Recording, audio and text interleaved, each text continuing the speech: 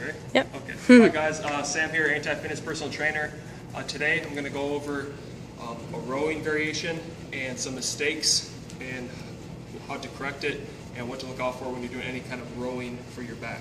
So one of my favorite rowing variations is a single arm cable row, because you can see in the mirror, you can actually see a lot of the cues instead of using a dumbbell or a barbell. So a couple things.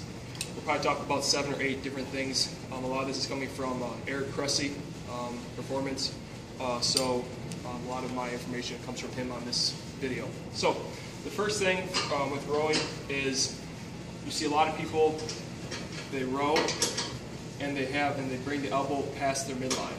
So when you row, you always want to come here, and when you row, you come to about midline. And the reason for that is because you don't want to be going into extension with your shoulder, because that can irritate the front of the shoulder. So you want your arm to be moving and your shoulder blade to be moving.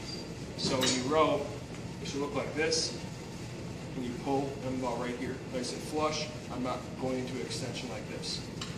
Next thing is people have their arm too close to them. So when they row like this, and they come very close. The same kind of issue comes with that is they row and they can't move the shoulder blade on your back. So you want a little bit of air under here, probably about 30 degrees or so your arm can actually move. You don't want to be way up here, but you don't want to be like this either. So keep a little bit of air under there. The next thing is shoulder depression, the cue back and down. A lot of people used to like this cue a lot, backing down when you do rows. I'm not a fan of that cue because especially for people, younger people who live like in this extension kind of era like this, it's just leading to more shoulder problems. And then another thing is you can't move the shoulder blade on your back. So when you do a row, you don't want to be like this. You want to keep the rib cage nice and down. You're here, and you pull like this. So I'm not letting these ribs flare up in the air, and I'm not hunched over either. So keep this nice and flat. You row, just come like this, so nice and flat. And with that depression cue is if you see people rowing and they go like this and they pull like really far down, pull really far down.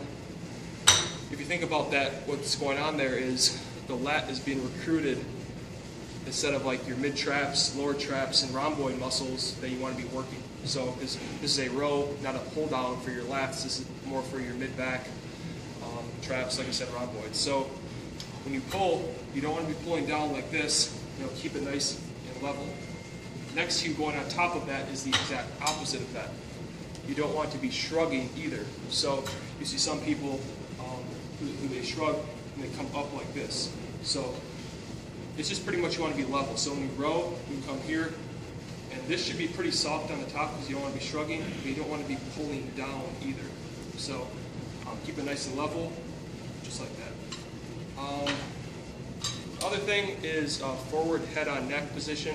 When people row, you see them, they go like this, and they row, their heads come forward like that. People do that because it makes them feel like they're going farther back than they actually are. So when you row, a big cue I like to have is not push your neck back, but think double chin. That's the cue I like to use. So when you're here, that usually puts the head in a good position. You're here, ribs are nice and down. When you row, you're like that. So you're not like going into weird extension with your neck. Last thing, I've already touched on this a couple of times, I've said it, is you want to be moving your shoulder blade on your back while you row. A lot of people, especially the people who come very close, they just bend their elbow. So you're just like this. You can see I'm not really using any back muscle. You want to pull and squeeze the shoulder blade in the back.